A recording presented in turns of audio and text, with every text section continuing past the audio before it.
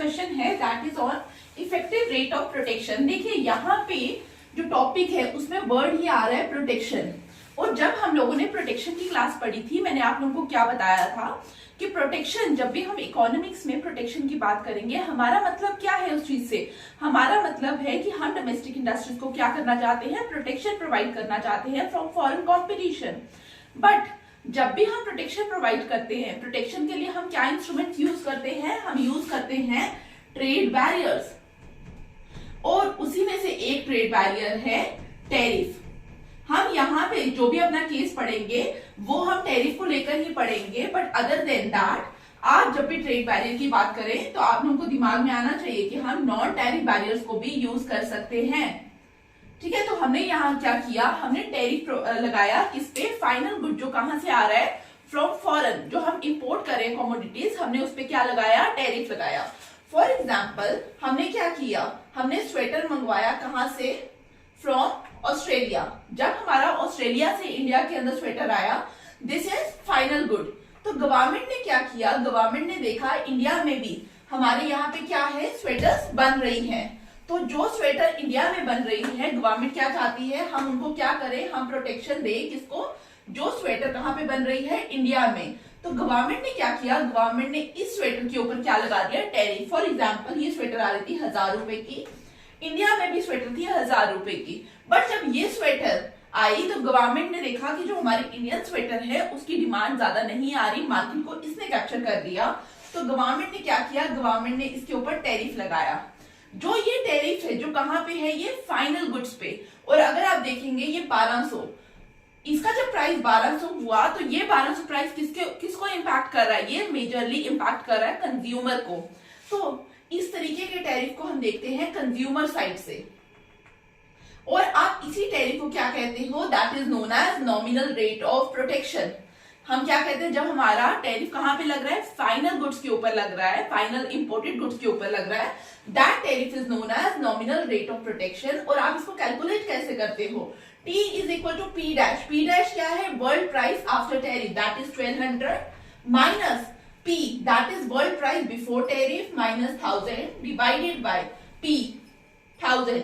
This comes to be 20 divided by 1000, 200 divided by 1000. This comes to be %। तो हमारे पास कितना tariff आया, हमारे पास जो टैरिफ आया वो कितना आया, दैट कम्स टू बी 20%। और ये 20% क्या है कि नॉमिनल रेट ऑफ प्रोटेक्शन है। और आपको क्या याद रखना है, this is important from consumer side. लेकिन डोमेस्टिक प्रोड्यूसर्स के लिए क्या इंपॉर्टेंट है, दे वांट एक्चुअल प्रोटेक्शन। क्योंकि देखिए जब इंडिया में स्वेटर बन रही है तो इसके लिए हमें क्या चाहिए, वी नीड रॉ मटेरियल। अब ये रॉ मटेरियल कहां से आएगा, ये रॉ मटेरियल हम लोगों के पास डोमेस्टिकली भी आ सकता है और यही रॉ मटेरियल हमारे पास कहां से आ सकता है, इंपोर्टेड भी हो सकता है। डोमेस्टिक अगर रॉ मटेरियल आप यूज कर रहे हो फिर तो कोई इशू नहीं है। बट जब आपका रॉ मटेरियल किस तरीके का है, जो इंपोर्ट कर रहे हैं हम, that is imported one.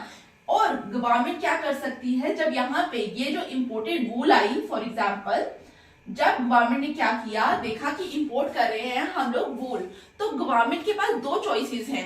Government क्या कर सकती है, इस वूल के ऊपर टैरिफ लगा भी सकती है और नहीं भी लगा सकती है। अगर गवर्नमेंट इसके ऊपर टैरिफ लगाएगी, इसका मतलब टैरिफ क्या है, tariff is basically a tax. और ये टैक्स कौन पे करेगा, this tax will be paid by domestic producer. ठीक है, ये टैक्स कौन पे कर रहा है, डोमेस्टिक प्रोड्यूसर। जब हमने बोला कि ये टैक्स हमारा पे किया जा रहा है डोमेस्टिक प्रोड्यूसर के ऊपर, इसका मतलब डोमेस्टिक प्रोड्यूसर क्या करेगा, डोमेस्टिक प्रोड्यूसर के ऊपर अब एक कॉस्ट इनकर की जा रही है। तो जब कॉस्ट लग रही है डोमेस्टिक प्रोड्यूसर के ऊपर, फॉर एग्जाम्पल उसका जो प्रोडक्ट बन रहा है वो 1000 रुपए का है, लेकिन आउट ऑफ दिस 1000 अगर वो 200 रुपए का क्या कर रहा है, इनपुट है उसका, वो भी कौन सा, इंपोर्टेड वाला। और इनपुट के ऊपर भी क्या है, एक टैरिफ इंपोज किया गया। तो इसका मतलब प्रोड्यूसर के ऊपर क्या पड़ेगी, एक्स्ट्रा कॉस्ट पड़ने वाली है। तो हमने देखा कि रॉ मटेरियल अगर आपका इंपोर्टेड हो और उसके ऊपर अगर गवर्नमेंट टैरिफ इंपोज करे तो हम क्या बोलेंगे कि यहाँ पे जो आर है, R is what, R indicate this tariff on imported input. और ये कॉस्ट किस पे पड़ रही है, प्रोड्यूसर पे।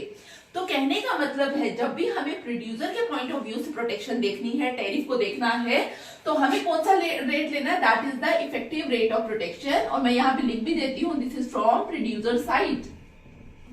और यहाँ पे देखिए इसका फॉर्मूला अगर आप ध्यान से देखिए, E is equal to T minus A R divided by 1 minus A. तो this T is what, this T is this nominal rate of protection जो कहां पे है, जो फाइनल गुड्स के ऊपर लग रही है, minus A is what, A is the amount of imported input जो कहां पे यूज हो रहा है, डोमेस्टिक प्रोडक्शन। जैसे हमारे केस में क्या था, वूल जो कहां से आ रही है, इंपोर्टेड फॉरेन से आ रही है। And R is the tariff on imported input, that is R is the tariff on wool. अगर आप लोग इसका कंप्लीट लेक्चर देखना चाहते हैं तो प्लीज रिलेटेड लिंक पे क्लिक करिए। और अदरवाइज दिस आप लोगों को इंटरनेशनल इकोनॉमिक्स प्लेलिस्ट के अंदर इसका कंप्लीट लेक्चर मिलेगा जहां पे हमने केस वाइज डिटेल डिस्कशन की है, तो प्लीज उसको देखिए। Thank you.